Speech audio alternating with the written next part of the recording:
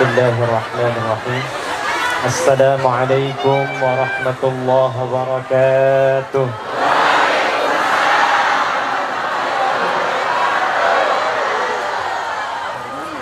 Alhamdulillahi rabbil alamin. Wassalatu wassalamu ala nabiyyina wa sayyidina sayyidil anbiya'i wal mursalin nabiyyina Muhammadin wa ala alihi wa sahbihi wa dzurriyyatihi wa ummatihi ila yaumiddin. Apa kabar semuanya? Yang kita hormati, kita muliakan seluruh keluarga besar Muslim Indonesia di Taiwan ini, Fosmid, keluarga dari Al-Amin, baik ada yang juga dari Ormas, PCI-NU, PCI-M, kemudian seluruhnya tanpa kecuali. Saya dengar Pak Wali Kota juga tadi hadir ya. Kita doakan mudah-mudahan beliau senantiasa diberikan kesehatan dan kebaikan dalam memimpin kota ini. Kita ucapkan terima kasih kepada juga bagian dari kepolisian yang mensupport dan memudahkan acara ini. Semoga semuanya diberkahi oleh Allah Subhanahu wa taala. Ini kok banyaknya ibu-ibu ya? Baik. Tema kita di siang hari ini yang diberikan kepada kami adalah tentang bagaimana membentuk generasi milenial yang berakhlak. Betul ya? Jadi teman-teman sekalian, izinkan saya memanggil teman-teman dulu. Kini generasi manusia itu sering dibagi sekarang pada dua bagian. Dan semuanya nanti mengaku milenial. Ada generasi Y, ada generasi Z. X jarang dimasukkan karena kelahiran 60-an sampai 80-an itu awal dari perkembangan generasi yang kedua. Dua terakhir disebut dengan milenial karena di generasi ini tumbuh dan lahir dengan perkembangan digital, kemudian karakter masyarakatnya berbeda yang membentuk perilaku yang tidak sama dengan generasi-generasi sebelumnya. Tapi yang menarik, di dalam Islam, semua ukuran, semua keterangan tentang pergantian masa dan generasi itu tidak hanya kemudian disifati atau dijelaskan dengan kode-kode seperti X, Y, dan karakter, tapi juga menariknya 15 abad yang lalu Nabi Muhammad SAW sudah menjelaskan tentang keadaan-keadaan setiap pergantian zaman. Dan dalam keterangan itulah kemudian kita sebagai umat Nabi Muhammad SAW diminta untuk melihat kira-kira kita itu ada di zaman yang cirinya bagaimana, karakternya seperti apa, sehingga nanti dengan mengetahui ciri-ciri yang disebutkan oleh Nabi itu, bukan hanya kita bisa hidup menjalani kehidupan di era itu dengan baik, tapi juga menjadi generasi unggul yang maju dan bermanfaat.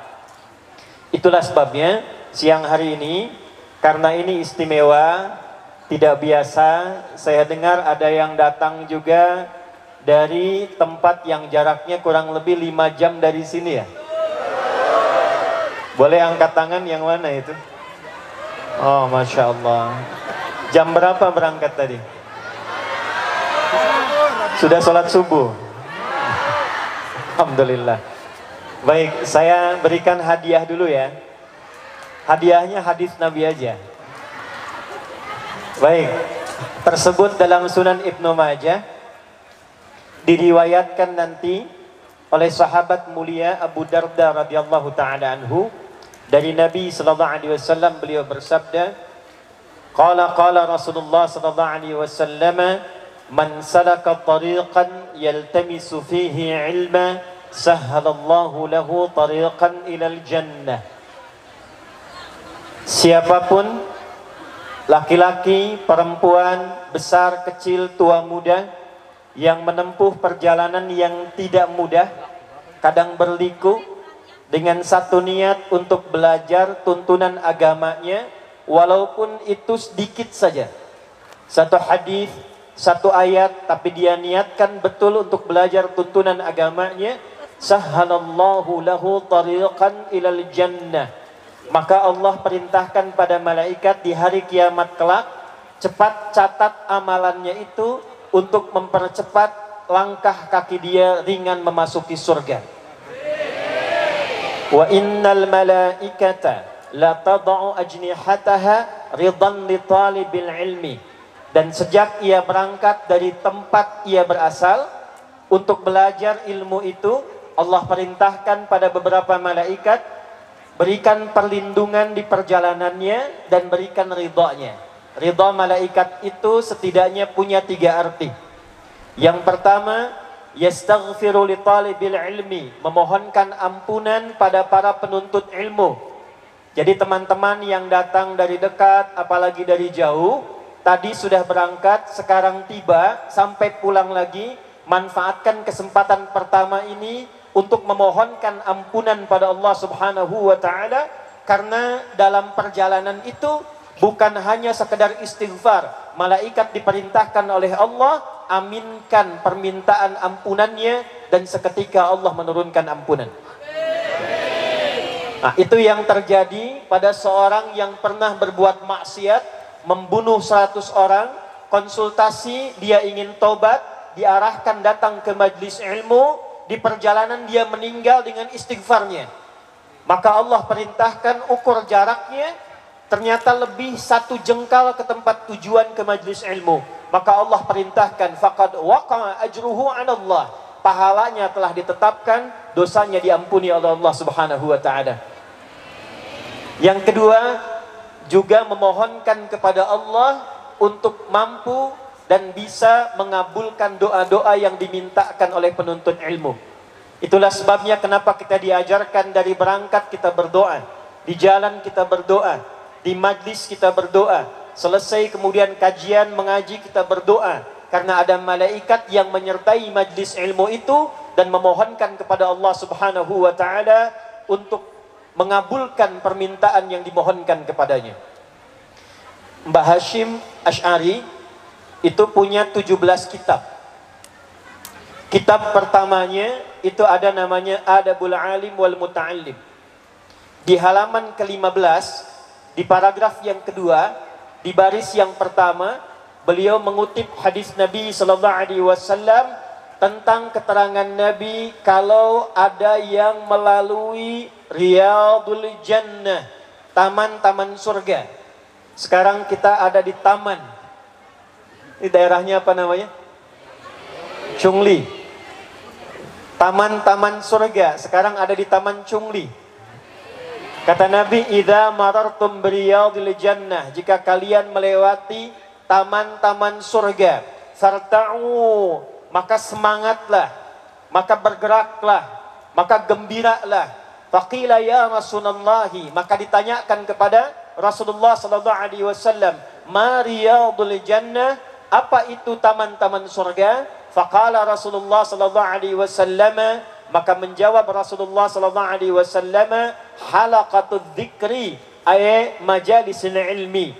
Maka kata Nabi, itulah halaqah-halaqah zikir, itulah penjelasan para ulama, majlis-majlis ilmu. Maka kalau sudah tiba di tamannya, kata Nabi semangatlah, kata Nabi bergembiralah. Kenapa? Karena diantaranya malaikat menyertai datang dan mengaminkan doa-doa yang dimohonkan kepada Allah Subhanahu wa ta'ala. Nah, yang ketiga, ini yang paling penting, nanti ditafsir di hadis Muslim. Perhatikan keterangannya. Majtama'a qaumun fi baitin min buyutillahi yatluna kitaballahi wa yatadarasunahu fima bainahum illa ghashiyatuhumur rahmah wa haffathumul malaika nazalat alaihimus sakinah wa dzakarahumullahu fi man indah. Paham? Tidak. Tidaklah orang-orang kumpul di satu tempat yang disukai Allah. Di antara tempat yang disukai Allah, tempat yang digunakan untuk kebaikan, mengaji dan meningkatkan zikir. Kecuali Allah utus malaikat di tempat itu untuk memberikan 4 hal. 1, nazalat alaihimus sakinah, diberikan ketenangan, kedamaian, ketentraman dalam jiwa orang-orang yang datang. Jadi bedanya ngaji dengan kumpul-kumpul biasa. Anda boleh kumpul di taman, Anda boleh kumpul di lapangan, tapi tempat itu ketika dijadikan tempat ngaji, Allah berikan ketenangan yang berbeda dengan kumpulnya di tempat-tempat yang lain. Yang kedua, ini kalimat yang indah, wa haffathumul malaika, kemudian malaikat berkumpul, wa ghasyiyatuhumur rahmah, untuk menaungi para penuntut ilmu dan memberikan rahmat-rahmat Allah Subhanahu wa taala.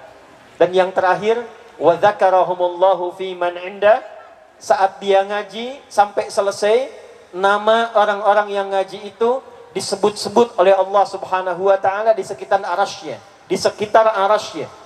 Anda kalau disebutkan oleh presiden senang tidak namanya? Kalau disebutkan viral di media sosial senang tidak? Kalau diviralkan di koran se-Taiwan senang tidak? Sekarang nama kita insya Allah disebutkan oleh Allah di sekitaran arasy dari makhluk-makhluk terbaik yang ada yang pernah diciptakan sampai kita selesai menunaikan pengajian ini insya Allah. Nah, ini tidak cukup dengan amin, kita ngaji dulu ya. Baik, ini pembukaannya. Karena teman-teman sudah berjuang, maka hari ini saya tidak akan beretorika, ini bukan pidato karena kita ngaji.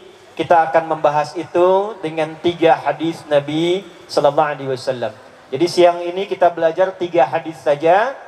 Nanti di akhir kita akan coba cek kembali apakah yang kita pelajari telah kita pahami atau belum.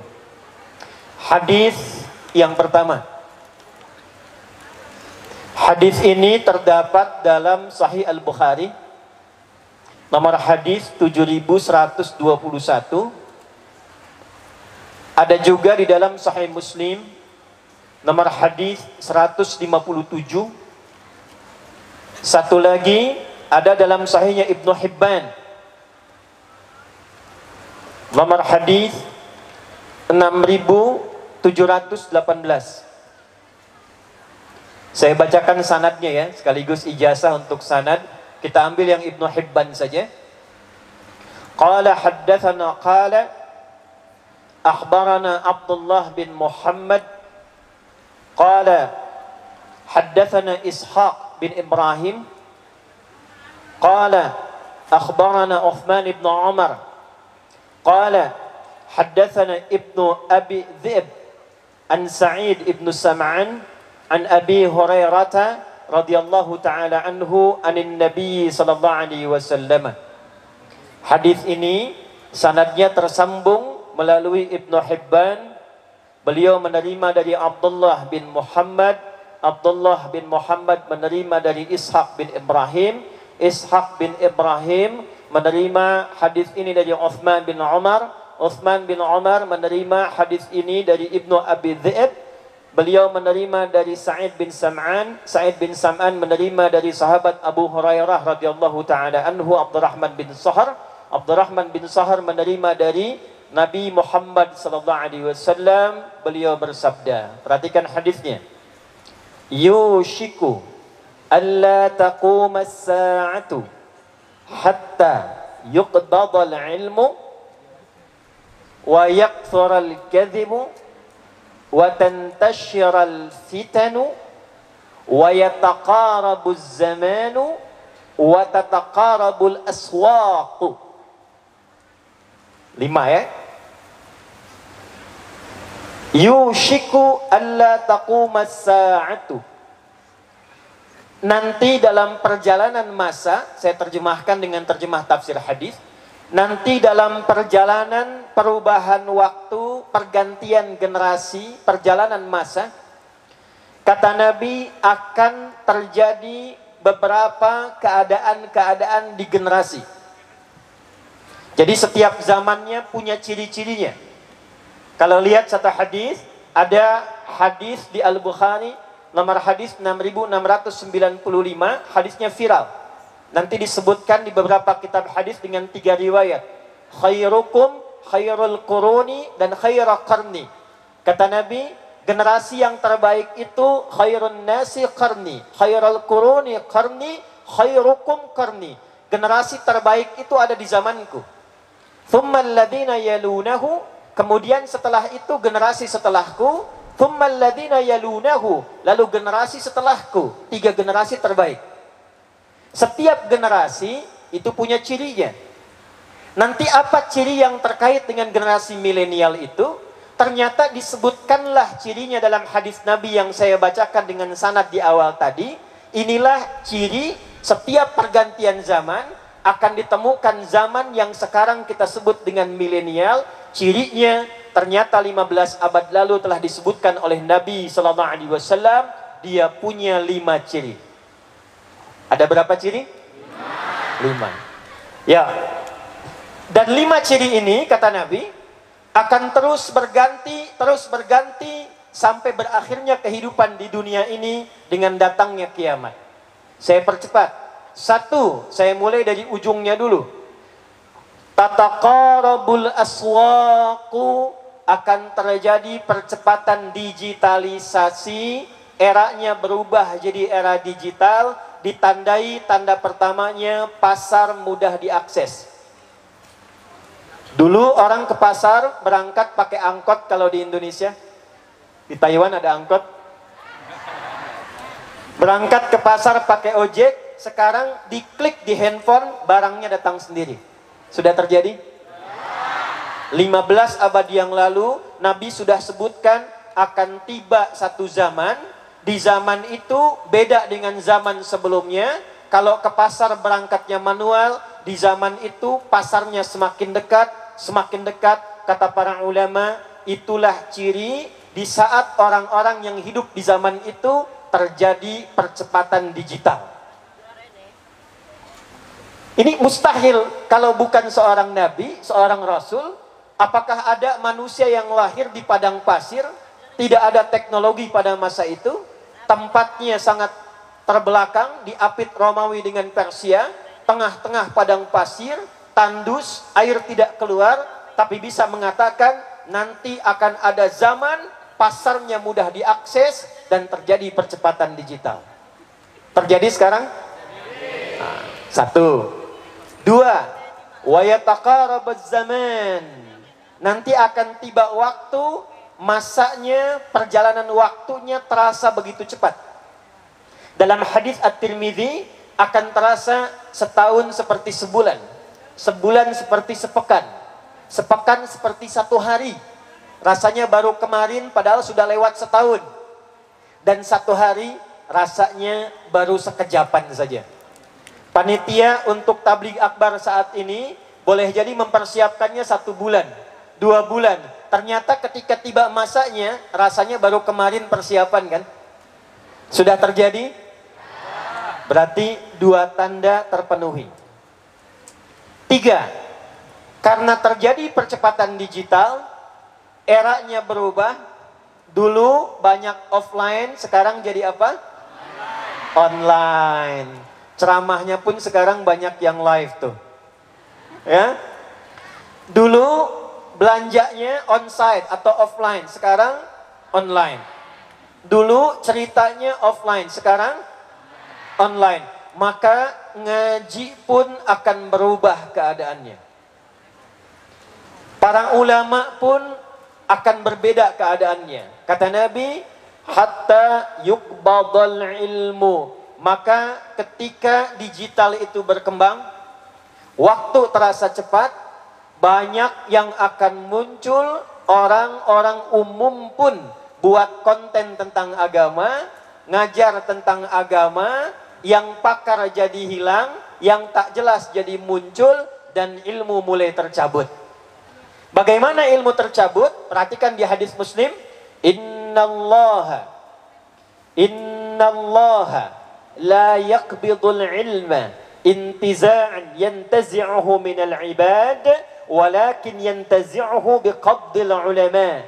hatta idza lam yabqa alima atau lam yabqa alimun ay yubqi alima ittakhadha an-nasu ru'usan juhala fasu'ilu fa'aftau fadallu wa adallu.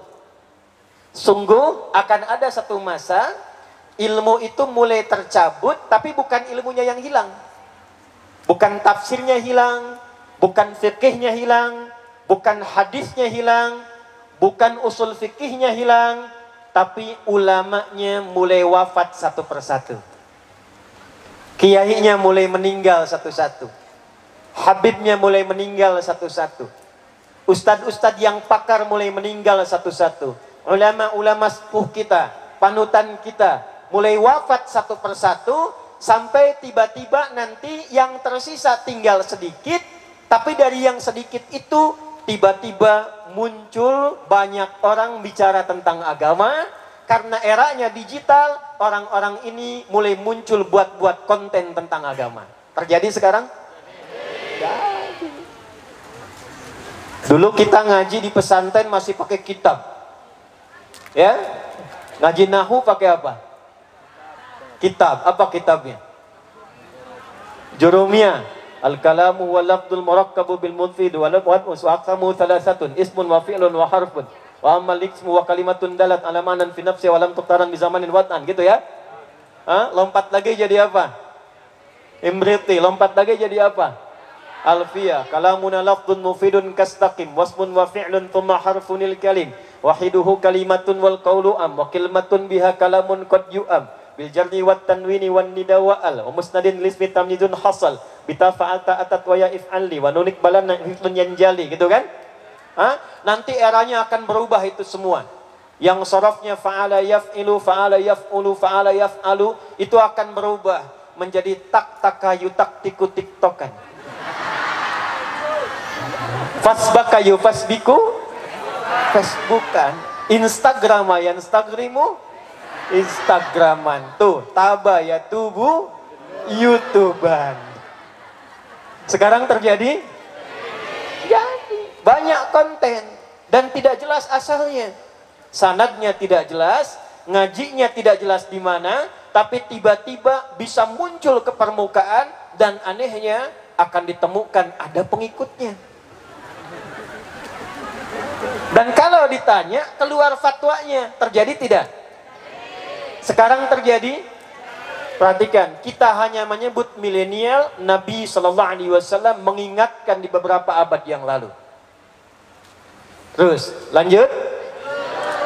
Perhatikan, karena tiga ini sudah muncul, maka konsekuensi yang keempat, lihat baik-baik. Wa yakfural kanjibu, wa yakfural kanzibu. Karena eranya sudah elektronik, digital muncul, status muncul, konten muncul, maka akan tiba masa sulit dibedakan mana yang benar, mana yang salah. Manipulasi akan ditemukan.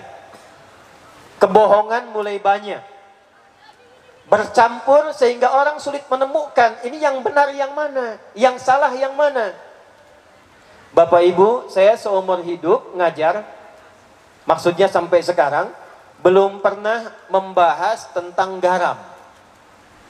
Tiba-tiba muncul video saya menerangkan tentang garam ruqyah. Keterangannya garam ruqyah, videonya tentang tutorial mandi besar. Dan itu terjadi. Ada kemudian jualan herbal. Ada lagi petunjuk A, petunjuk B, petunjuk C. Jadi ketika ini terjadi, akan muncul banyak konten-konten digital dan Anda sulit membedakan mana yang benar, mana yang salah. Saya tanya, sekarang hoax banyak tidak? Berita tidak benar banyak tidak? Nah, semakin banyak ini, maka konsekuensinya yang kelima. Perhatikan, watan syural fitanu, maka fitnah ujiannya pun menjadi menyebar dan lebih banyak lagi. Ya, maaf, saya izin berdiri ya supaya lebih terlihat.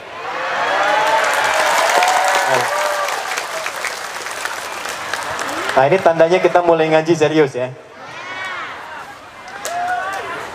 Karena yang buat konten itu sudah banyak. Nah, ini pembuat konten tuh. Ini yang disebut hadis Nabi itu ya. Kontennya jadi beragam.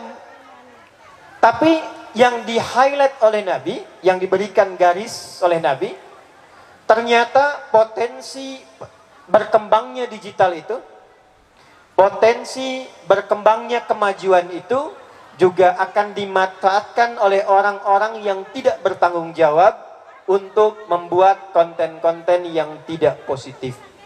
Nah, sekarang pertanyaannya, di era semacam itu, bagaimana Nabi membimbing kita untuk memanfaatkan kemajuan era dan perkembangan zaman seiring dengan masanya, tapi tetap kita menjadi generasi yang terbaik dan berakhlak. Itulah tema yang akan kita bahas di kesempatan siang hari ini. Jadi ini muqaddimah yang kedua. Sekarang kita masuk isinya. Ayo saya tanya sebentar dulu ya. Yang tahu boleh angkat tangan. Yang jawab bagus. Mudah-mudahan diberkahi oleh Allah. Pertanyaan pertama saya. Siapa yang boleh bisa angkat tangan? Tolong disebutkan 2 saja. Saya ulangi, 2 saja. Nama sahabat Nabi yang perempuan, tapi usianya pada zaman Nabi masih milenial, masih remaja, masih tumbuh berkembang. 2 orang saja. Boleh berdiri? 1 siapa Mbak? 1 lagi? Khadijah. Baik, benar 1 ya. Benar 1. Belakang?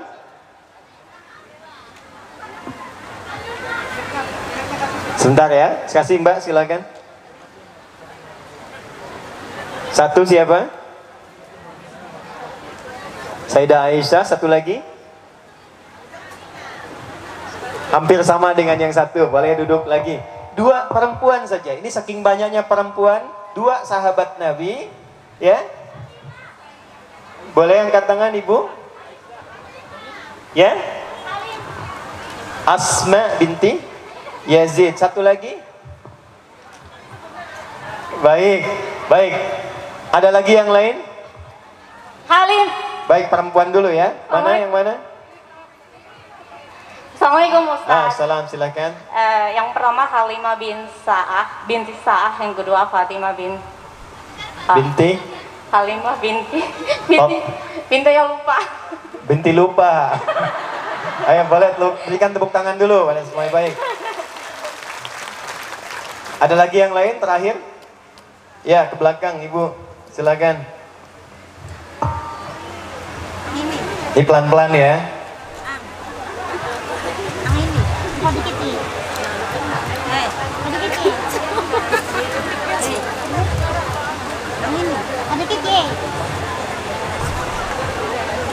Ya, 1. Hafsah binti Umar. Ya, 1 lagi. Yang kedua Fatimah binti Muhammad. Fatimah binti Muhammad SAW. Berikan tepuk tangan, boleh. Baik, Ibu dapat hadiah $100 ya. Silakan.